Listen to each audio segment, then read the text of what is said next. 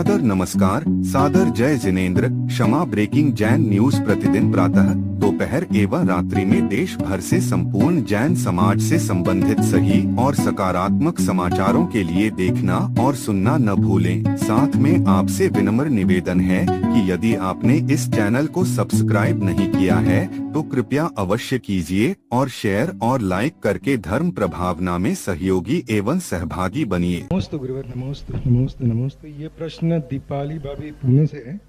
उनका प्रश्न ये है, आजकल विवाह योग्य युवक युवतियाँ विवाह का सही अर्थ या आगम के अनुसार उसका उद्देश्य नहीं जानते हैं। उनके हिसाब से लिव इन रिलेशनशिप में रहकर ही अगर उनकी सारी नीड पूरी हो जाती है तो विवाह के झमेले में क्यों पड़ना। पहली बात तो कृपया मार्गदर्शन करें। ये समझो, योग्य गृहस्थ श्रावक के लिए विवाह क्यों किया जाता है।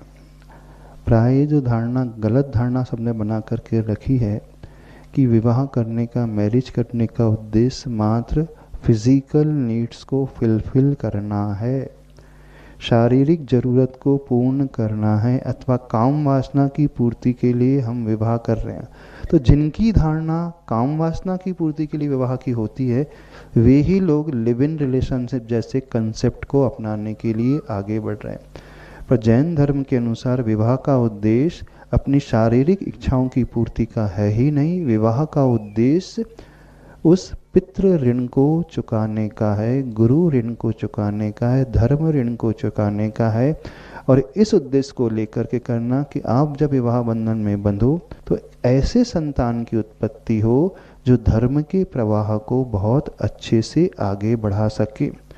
ऐसा संतान आए, ऐसा पुत्र अथवा पुत्री आए जो मोक्ष मार्ग में बढ़ कर के मुनि अथवा आर्य का बन कर के समाज कल्याण के लिए आगे आए और समाज को सही दिशा दे सके।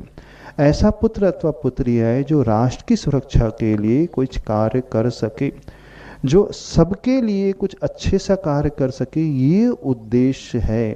यदि यही थॉट प्रोसेस, यही विचारधारा आपके माता पिता ने अपनाई होती, बिना विवाह करके लिव इन रिलेशनशिप में रहे होते, तो क्या होता।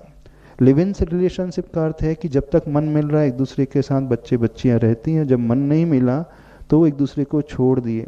यानी वो रिस्पॉन्सिबिलिटी से भागना चाहते हैं, जिम्मेदारी से भागना चाहते हैं, लेकिन विषय भोग पूरा करना चाहते हैं। तो ये प्रवृत्ति होती है पशुओं की।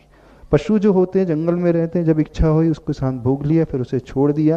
तो आप याद रखें, आप पशु नहीं हो, आप एक इंसान हो। और इंसान में भी एक ऐसी जगह जन्म लिए हैं जो संस्कार से सहित भूमि है, जहाँ एक लोक मर्यादा है, धर्म की मर्यादा है, आपके पूर्वजों की मर्यादा है।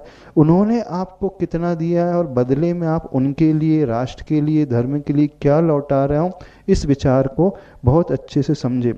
देखो, एक जो प्रोस्टिट्यूट होती है वह मजबूरी में अपने देह का व्यापार करती है, उसका उद्देश्य पेट भरना होता है। लेकिन जो लिव इन रिलेशनशिप कंसेप्ट को अपना रहे हैं, उनके पास कोई मजबूरी नहीं है। तो हम तो ये कहेंगे एक प्रकार से वो प्रोस्टिट्यूट से भी गए बीते हैं, वह सिर्फ शरीर की सुख सुविधा को अपनाने के लिए कर रहे हैं। उनको पैसे की कोई आवश्यकता नहीं है, सिर्फ जिम्मेदारी से भागने के लिए और ऐशो आराम से जीवन बिताने के लिए इस प्रकार के कार्य को अपना रहे हैं। आप पढ़े लिखे हो, समझदार हो, आप अच्छे कुल को बिलोंग करते हो, अच्छी संस्कृति को बिलोंग करते, अच्छे राष्ट्र में पैदा हुए हो, ये आपका कर्तव्य होना चाहिए। हर धर्म ही नहीं, जैन धर्म भी कहता है कि सबसे महान यदि होता है तो चरित्र होता है।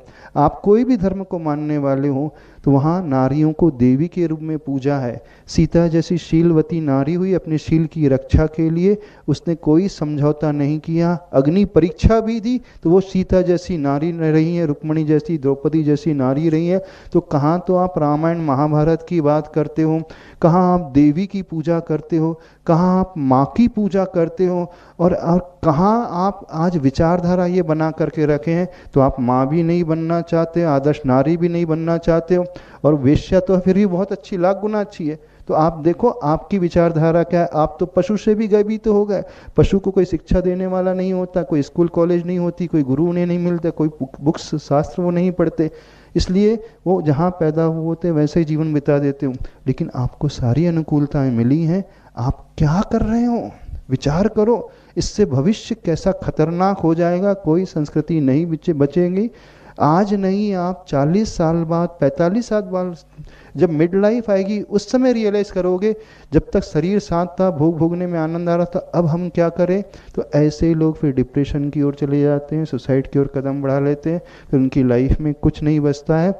आप किसी बहकावे में बिल्कुल ना आए। वेस्टर्न कल्चर को अडॉप्ट करना है इसका मतलब नहीं है, जहाँ अच्छी बात है उस हमें सिर्फ वो अडॉप्ट करना है। दुनिया में सबसे अधिक अच्छा कल्चर है तो ये भारतीय कल्चर है। ये प्रूव्ड कल्चर आया है, अनादिकाल से हजारों लाखों वर्ष से चला हुआ कल्चर आया। जब से भारत देश के लोगों ने उस पाश्चात्य संस्कृति को अपना लिया है, उसी समय से सबसे ज़्यादा तलाक के काम रिश्ते आने लगे हैं, उसी प्रकार से चरित्र की हीनता की बातें आने लगी हैं, और उसी प्रकार से न जाने क्या क्या आने वाला लगा है विचारधारा में, रहन सहन में, खान पीन में। तो फिर आपसे कहना है, युवा वर्ग से कहना है, फिर से सोचिए आप क्या हो और क्या बन कर के जी रहे हो। समझदार हो, पढ़े लिखे हो, और समझदार के लिए इशारा काफ़ी होता है।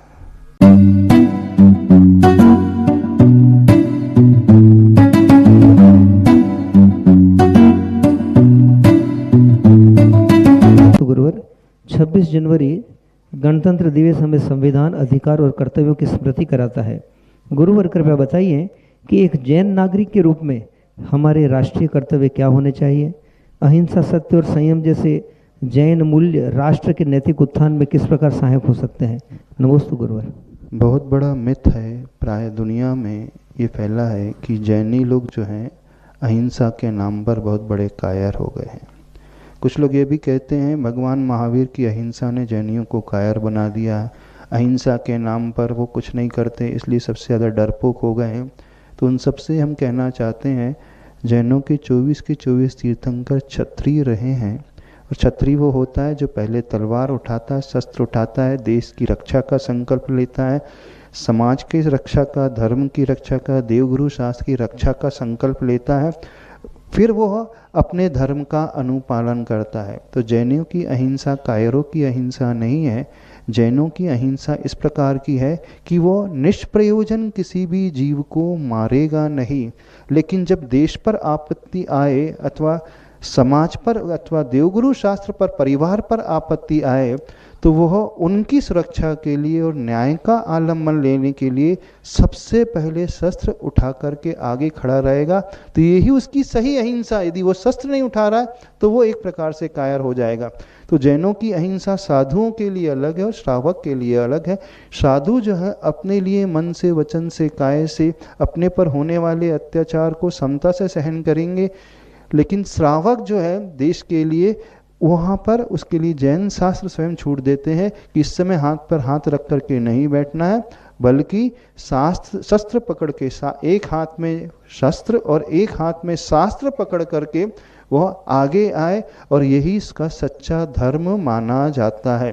तो ये उसकी सही अहिंसा है। तो जैनों के श्रावकों की अहिंसा ने संकल्पी हिंसा का उसका त्याग है, अर्थात अननेसेसरी वह किसी भी जीव का वध नहीं करेगा, लेकिन उसकी विरोधी हिंसा का त्याग नहीं है। तो वो राष्ट्र के लिए वो उतना ही अधिक समर्पित रहेगा। दूसरा, जब संविधान की रक्षा की बात आती है तो जैनियों का एक सबसे बड़ा गुण है, उनके पास भगवान महावीर ने अनेकांत की दृष्टि दी है। अनेकांत की दृष्टि वो कहलाती है कि हम हर परिस्थिति को सिर्फ अपने ही एंगल से ना देखें, सामने वाले के एंगल से, उसकी दृष्टिकोण से समझने की कोशिश करें। तो वो ये अपने दृष्टिकोण से गलत नहीं प्रतीत होगा, तो हमें उसके प्रति कोई दुर्भावना जागृत नहीं होगी, बल्कि उसके एंगल को समझ करके उसके प्रति भी सद्भावना पैदा होगी, और समाज में और राष्ट्र में बहुत अच्छा सामंजस्य का माहौल अवश्य बना रहेगा। तीसरी बात जैनियों के लिए बताई गई है कि अपरिग्रह की, अर्थात हमें जितनी आवश्यकता है उतना तो हम अपने परिवार के लिए रखें, और पुण्य कर्म के उदय से यदि बहुत कुछ आ रहा है, बहुत इनकम हो रही है, बहुत पैसा आ रहा है, तो समाज कल्याण के लिए, समाज उद्धार के लिए, अपने साधर्मी के लिए, समान विचारधारा लोगों के लिए, उनकी मदद के लिए वो आगे आए, तो उसका परिग्रह जमा करना, उसका पैसा कमाना उसके लिए पतन का कारण नहीं होगा, बल्कि उसके लिए बहुत बड़ा उन्नति का कारण होगा।